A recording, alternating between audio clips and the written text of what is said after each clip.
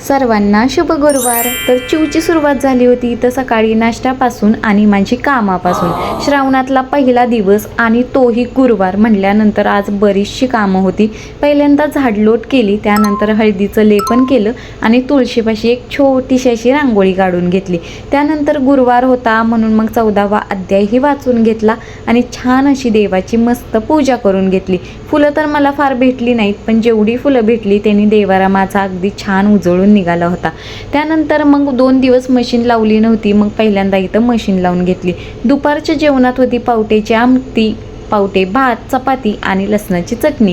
मस्त असं छान जेवण करून घेतलं आणि निघालो होतो दत्त मंदिरात। जातानाच आई भेटली आणि इथं चिनू बघा 2 शेंड्यांमध्ये किती क्यूट दिसत होती। त्यानंतर मंदिरात गेलो, महाराजांचं दर्शन घेतलं। तर असा काहीसा गेला आजचा आमचा दिवस। व्हिडिओ आवडला असेल तर चॅनेलला नक्की सबस्क्राईब करा। बाय।